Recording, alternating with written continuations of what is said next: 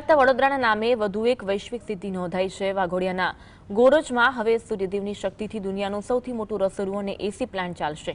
મુનિ સેવા આશ્રમમાં સ્થાપિત બિગ ડિશ સોલાર કોન્સન્ટ્રેટરે આખા વિશ્વનું ધ્યાન ખેંચ્યું। કેવી રીતે 7 માળ ઊંચી આ ડિશ હજારો લોકોની રસોઈ બનાવે છે અને પર્યાવરણને બચાવે છે, જોઈએ અહેવાલમાં।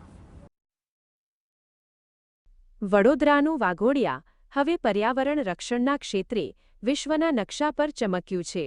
ગોરજ સ્થિત મુનિ સેવા આશ્રમ, કે જેને કૈલાશ કેન્સર હોસ્પિટલના નામે પણ ઓળખવામાં આવે છે, ત્યાં દુનિયાનું સૌથી મોટું સોલાર કોન્સન્ટ્રેટર બિગ ડિશ સ્થાપિત કરવામાં આવ્યું છે।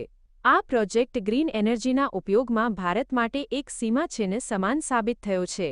આ સોલાર ડિશની વિશેષતાઓની વાત કરીએ તો તે અંદાજે 7 માળની બિલ્ડિંગ જેટલી ઊંચાઈ ધરાવે છે અને 500 ચોરસ મીટરના વિસ્તારમાં ફેલાયેલી છે। આ વિશાળ ડિશમાં કુલ 380 જેટલી મિરર પેનલ્સ લગાવવામાં આવી છે, જેનો વ્યાસ 25 મીટર જેટલો છે। આ અત્યાર સુધીનું વિશ્વનું સૌથી મોટું સોલાર કોન્સન્ટ્રેટર છે। આ બિગ ડિશ મૂળ ઓસ્ટ્રેલિયન ટેકનોલોજી ધરાવે છે। આ પ્રોજેક્ટના બીજા અને ત્રીજા ફેઝમાં આવી વધુ 15 જેટલી ડિશ લગાવવાનું હોસ્પિટલનું આયોજન છે।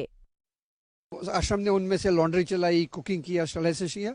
फिर आश्रम ने कहा कि भैया हम इससे हम एयर कंडीशनिंग करना चाहते हैं, क्योंकि उनकी 450 बेड की हॉस्पिटल है, तो आश्रम के पास में 1000 टन का एयर कंडीशनिंग प्लांट है और वो चलता है इलेक्ट्रिसिटी से या तो लकड़ा जला के स्टीम बना के। तो वो चाहते थे कि हम ऐसी एनर्जी यूज़ करें जो फ्री हो और एनवायरमेंटल फ्रेंडली हो।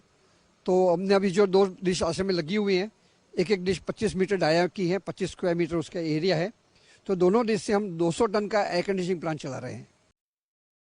તેની કાર્યપદ્ધતિ અત્યંત આધુનિક છે। આ ડિશમાં રહેલા 350થી વધુ પેનલ્સ સૂર્યપ્રકાશને એક ચોક્કસ કેન્દ્રબિંદુ પર ફોકસ કરે છે, જેના કારણે ત્યાં 1700 ડિગ્રી સેલ્સિયસ જેટલું પ્રચંડ તાપમાન પેદા થાય છે। આ સિસ્ટમમાં ઓટોમેટિક ટ્રેકિંગ ફીચર છે, જે સૂર્યની દિશા મુજબ આખો દિવસ આપમેળે ફરે છે। આ પ્રચંડ ગરમીનો ઉપયોગ સોલાર બોઇલરમાં સ્ટીમ બનાવવા માટે થાય છે। સામાન્ય સોલાર પેનલ વીજળી બનાવે છે, જ્યારે આ કોન્સન્ટ્રેટર વરાળ ઉત્પન્ન કરે છે। આ વરાળનો ઉપયોગ હોસ્પિટલના 100 ટનના સેન્ટ્રલ એસી પ્લાન્ટને ચલાવવા, રસોડું ચલાવવા અને લોન્ડ્રી તેમજ સ્ટેરિલાઇઝેશન માટે કરવામાં આવે છે। पैराबोलिक डिश का फंक्शनिंग यही है कि जो सूर्य के किरण आते हैं कांच पे गिरते हैं, तो वो कांच के किरणों अपना उसको सबकी लाइट को एक जगह पे एकत्रित करते हैं और वहाँ पे हम बॉयलर लगाते हैं, सोलार बॉयलर जो कहते हैं या तो रिसीवर कहते हैं, और उसमें से हम पानी घुमाते हैं। तो सोलर के सूर्य के किरणों को एकत्रित होने से टेम्परेचर वहाँ पे 1700 डिग्री सेंटीग्रेड हो जाता है। तो इतना गर्म कि अगर वहाँ पे अगर पाइप में से पानी नहीं जाएगा तो पाइप भी मेल्ट हो जाएगा।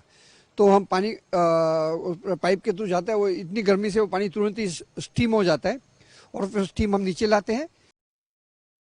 આ ટેકનોલોજી આવવાથી આશ્રમમાં મોટો પરિવર્તન આવ્યું છે।